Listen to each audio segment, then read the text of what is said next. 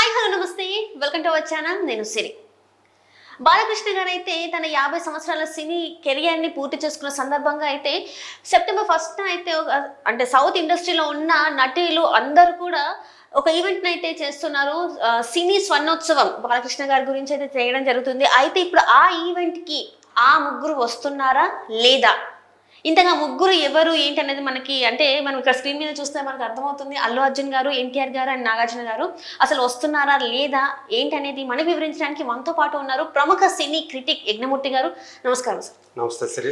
Sir, ఇప్పుడు చూస్తుంటే బాలకృష్ణ గారు, నందమూరి బాలకృష్ణ గారు సినీ రంగ ప్రవేశం చేసి 50 సంవత్సరాలు పూర్తయిన ఈ సందర్భంగా సెప్టెంబర్ 1న అయితే ఒక ఈవెంట్ అయితే చేస్తున్నారు, సినీ స్వర్ణోత్సవం అని చెప్పేసి. సో ఈ ఈవెంట్కి ఆ ముగ్గురు వస్తున్నారా లేదా, అసలు ఏంటి మరి ఆ ముగ్గురు మీద ఎందుకు మరి ఈ స్పెషల్ ఫోకస్ అంటారు? ఫస్ట్ నందమూరి బాలకృష్ణ ఆగస్టు 30వ తేదీతో సినీ నటుడిగా 50 సంవత్సరాలు పూర్తి చేసుకుంటున్న సందర్భంగా ఆయనకు అభినందన తెలియజేస్తున్నాను. సో ఆయన మొదట కెమెరా ముందు నటించినటువంటి సినిమా ఏదైతే ఉందో తాతమ్మ కళ, అందులో నందమూరి హరికృష్ణ కూడా చేశారు. సో అన్నదమ్ములు ఇద్దరు కలిసి చేసినటువంటి మొట్టమొదటి సినిమా అది, వాళ్ళిద్దరు కలిసి చేసింది. ఇద్దరికే ఫస్ట్ ఫిల్మే. సో ఆ తాతమ్మ కళ అది 1974 ఆగస్టు 30న రిలీజ్ అయింది. అంటే ఈ ఆగస్టు 30వ తేదీకి 50 సంవత్సరాలు పూర్తి అయిపోయాయి అనమాట ఆయన నటుడిగా అడుగుపెట్టి ఇండస్ట్రీలో. సో ఈ సందర్భాన్ని మొత్తం తెలుగు చిత్రసీమ అంతా కూడా ఘనంగా సెలబ్రేట్ చేసుకోవాలని తలపెట్టింది. సో దానికి తగ్గట్టుగా నోవాటెల్లో, హైదరాబాద్ నోవాటెల్లో సెప్టెంబర్ 1 సాయంత్రం నుంచి 5 గంటల నుంచి ఒక అన్ని ఏర్పాట్లు జరుగుతూ ఉన్నాయి. ఒక ఈవెంట్ మేనేజ్మెంట్ సంస్థతో కలిసి చేస్తున్నారు. దీనికి తెలుగులో ఉన్నటువంటి అతిరథ మహారథులు, అంటే కేవలం నటులే కాకుండా నిర్మాతలు, దర్శకులు, మిగతా టెక్నీషియన్స్ వీళ్ళందరూ కూడా వస్తూ ఉన్నారు.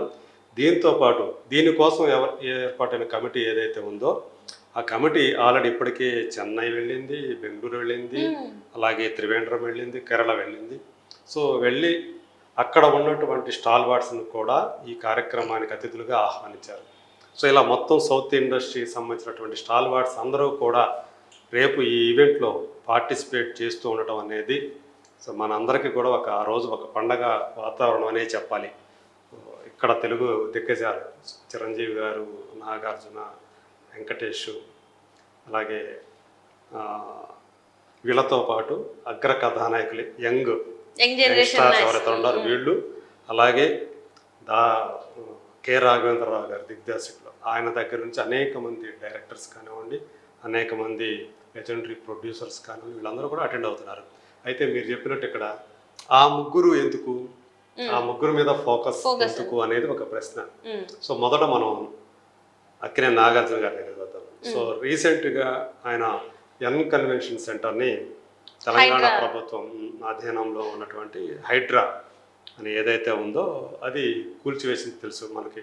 తుమ్మిడికుంట చెరువుని కబ్జా చేసి ఒక 3 ఎకరాలు కబ్జా చేసి కట్టారు అనేది దాని మీద ఉన్నటువంటి అభియోగం. సో వాళ్ళ లెక్కల ప్రకారం దాన్ని కూల్చేశారు.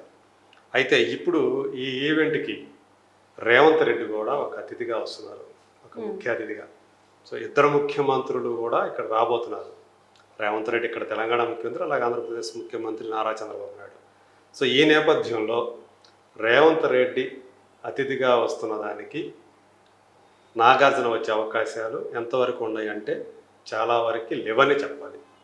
సో అందు గురించి ఖచ్చితంగా పైకి ఏంటంటే ఆయన ఇప్పుడు ఉన్న సిచ్యువేషన్లో ఈ సెలబ్రేషన్స్కి వస్తారా అనేది ఒక డౌటు.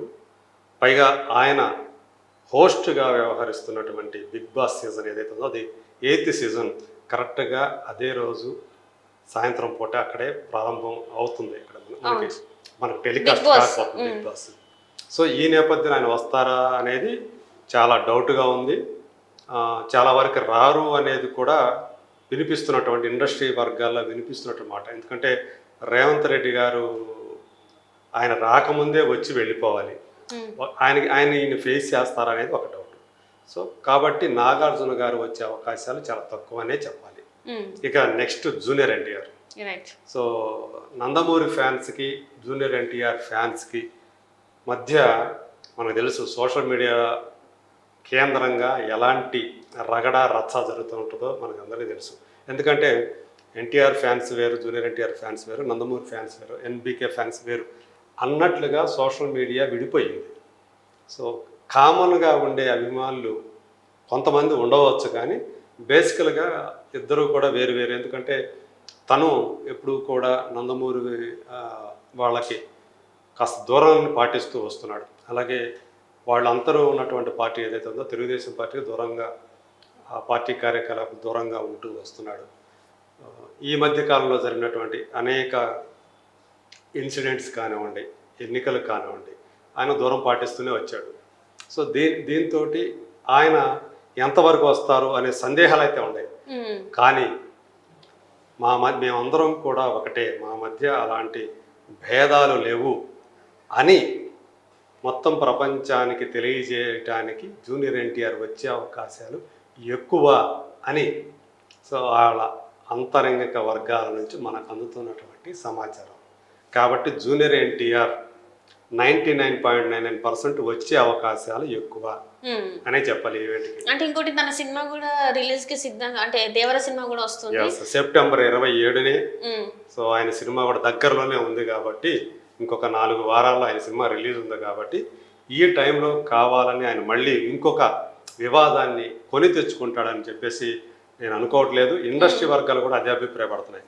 సో ఆయనకి కొంచెం ఈ పాజిటివ్ సంకేతాలు రావాలంటే ఆ సినిమా కూడా ఖచ్చితంగా ఈ బాబాయ్ ఈవెంట్కి అబ్బాయి వచ్చే అవకాశాలు ఉన్నాయి అనేది ఎక్కువ మంది నమ్ముతున్నటువంటి విషయం. ఇండస్ట్రీ వర్గాల్లో కూడా అదే వినిపిస్తుంది. ఇక మూడవ వ్యక్తి వచ్చేటప్పటికి అల్లు అర్జున్. సో అల్లు అర్జున్ వస్తాడా దీనికి? ఎందుకంటే మామూలుగా అయితే అల్లు అర్జున్ రావటానికి, రాకుండా ఉండటానికి కారణాలు ఏమి లేవు. సో ఇది బాలయ్య బాబు కార్యక్రమం కాబట్టి ఆయన్ని ఆహ్వానించారు. స్వయంగా వెళ్ళి ఈ కమిటీ ఏదైతే ఉందో, దీనికోసం ఏర్పాటు చేసిన కమిటీ ఏదైతే ఈవెంట్ కోసం ఆ పెద్దలందరూ కూడా వెళ్ళి స్వయంగా ఆయన ఆహ్వానించారు కాబట్టి ఆయన కూడా వస్తానని చెప్పారు కాబట్టి వాళ్ళకి హామీ ఇచ్చారని చెప్పి రావటం కాదు. సో బాలయ్య కోసం ఆయన రావాలి. కానీ ఆయన ప్రస్తుతం ఏదైతే ఉందో మెగా ఫ్యామిలీకి, అల్లు ఫ్యామిలీకి కాస్త దూరంగా ఉంది. సోషల్ మీడియాలో కూడా ఇదే చర్చ జరుగుతుంది. చిరంజీవి, పవన్ కళ్యాణ్, నాగబాబు, అల్లు అరవింద్ వీళ్ళ వరకు సమస్య ఏం లేదు. అల్లు ఫ్యామిలీ పెద్ద అయినటువంటి అల్లు అరవింద్ తోటి వాళ్ళకి ఎవరికి సమస్య లేదు. అక్కడ సమస్య ఉన్నదల్లా మెగా ఫ్యామిలీకి ఎవరితో అంటే అల్లు అర్జున్ తోటి అనేది మెగా ఫ్యాన్స్ బాగా నమ్ముతున్నటువంటి విషయం. ఎందుకంటే తనది మెగా ఫ్యాన్స్ కాదు, తనది అల్లు ఆర్మీ, తనది సపరేటు. సో తన ఫ్యాన్ బేస్ సపరేటు.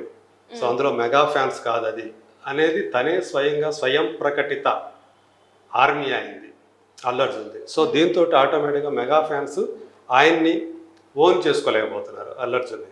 మరి చిరంజీవి గారు, పవన్ కళ్యాణ్, ఎందుకంటే పవన్ కళ్యాణ్ గారి పార్టీకి వ్యతిరేకంగా ఆయన ఆ రోజు ఎన్నికల రోజు ప్రచారానికి అంటే వ్యతిరేకంగా వెళ్ళలేదైనా ఒక ప్రత్యర్థి పార్టీ అభ్యర్థి తన స్నేహితుడి ఉద్దేశంతో నంద్యాల వెళ్ళి అక్కడ శిల్ప రవిచంద్ర కిషోర్ రెడ్డికి మద్దతు ప్రకటించడం అనేది జన సైనికులందరికీ కూడా కోపం తెప్పించిన విషయం.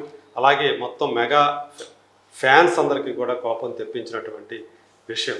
సో వాళ్ళందరూ కూడా ఒక ఆగ్రహంతో రగిలిపోతున్నారు. సో ఈ నేపథ్యంలో మరి పవన్ కళ్యాణ్, చిరంజీవి వీళ్ళందరికీ కూడా ఆయన ఎదురు పడతాడా? ఎందుకంటే పవన్ కళ్యాణ్ గెలిచి ఉప ముఖ్యమంత్రి పదవి చేపట్టిన తర్వాత ఆయన్ని అభినందించడానికి వెళ్ళిన వాళ్ళు ఎవరైతే ఉన్నారో వాళ్ళలో అల్లు అర్జున్ లేడు. సో వాళ్ళు దూరంగా ఉన్నారు. ఇదంతా మనం చూసాం. సో ఈ నేపథ్యంలో అంటే దూరంగానే ఉన్నాడు వాళ్ళ ఫ్యామిలీకి అనేది తనే ఒక సంకేతాన్ని పంపించినట్లయింది. సో ఈ నేపథ్యంలో మళ్ళీ అల్లు అర్జున్ వాళ్ళకి ఎదురు పడతాడా అనేది మొన్న కార్యక్రమంలో కూడా తను చెప్పడం జరిగింది, నాకు నచ్చితే నేను ఎక్కడికైనా వస్తా, నాకు ఇష్టమైతే వస్తా, నా మనసుకు నచ్చితే వస్తా. సో ఇవన్నీ కూడా మళ్ళీ ప్రజల్ని మర్చిపోతున్న టైంలో మళ్ళీ తన మాటలతోని మళ్ళీ కొంచెం వచ్చేసినట్టు అనిపించింది. అవును, రెచ్చగొట్టినట్టు అయిపోయింది. మరి ఇప్పుడు ఆయన ఈ ఈవెంట్కి ఆయనకి ఇష్టం ఉందా? ఎందుకంటే నాకు ఇష్టమైతే వస్తాడు కదా, ఆయన ఈవెంట్కి రావటం ఇష్టమా, ఆయనకి మనసుకి ఇది నచ్చుతుందా అనేది మరి ఆయన వచ్చాడంటే ఆయనకి ఇష్టపడి వచ్చినట్లు లెక్క, రాలేదంటే ఆయనకి ఇష్టం లేదనే లెక్క అని చెప్పేసినట్లే కదా. ఆయన ఏదైతే చెప్పాడో తను వచ్చాడంటే తనకు మనసుకు నచ్చితే వస్తాడు, తన ఇష్టమైతే వస్తాడు. రాలేదంటే తనకు మనసుకు నచ్చలేదు అని అని ఆయన చెప్పకపోయినా ఆయనకు నచ్చలేదు కాబట్టి, ఆయన మనసుకు నచ్చలేదు కాబట్టి, లేదంటే ఆయనకి ఇష్టం లేదు కాబట్టి రాలేదు అని అనుకోవాలి రైట్ సార్. అని ఆయన చెప్పినట్లే. కాబట్టి నేను అనుకోవటం ఏంటంటే ఖచ్చితంగా ఈయన ఏదో ఒక టైంలో, అది కూడా ఎవరికైతే ఎదురు పడకూడదో అని అనుకుంటాడో వాళ్ళకి ఎదురు పడాలని టైంలో, వాళ్ళు వచ్చే టైంలో కాకుండా వేరే టైంలో వచ్చి వెళ్ళే అవకాశం ఉంది. సపోజ్ పవన్ కళ్యాణ్ ఏ టైంలో వస్తారో ఆ టైంలో కాకుండా కాస్త ముందుగా వచ్చి వెళ్ళే అవకాశాలు ఉన్నాయి అనేది ఇన్సైడర్స్ చెప్తున్నటువంటి ఒక మాట. బహుశా అది నిజం కావచ్చు. ఏదేమైనా నేను అనుకోవడం ఏంటంటే ఖచ్చితంగా అల్లు అర్జున్ కూడా ఏదో ఒక టైంలో మొత్తం పూర్తి ఈవెంట్లో ఉండకపోయినా వచ్చి అటెండ్ అయ్యి వెళతాడు అని చెప్పేసి నేనైతే అనుకుంటున్నాను. రైట్, చూడాలి. రైట్ సార్, చూడాలి మరి ఆ ముగ్గురు మరి నిజంగా వస్తే అక్కడ సిచ్యువేషన్స్ ఎలా ఉంటాయి, రాకపోతే ఎలాంటి పరిణామాలు అక్కడ చోటు చేసుకుంటాయి అనేది అయితే మనం సెప్టెంబర్ 1 రోజు అయితే మనం చూస్తాము. So thank you so much. Thank you sir.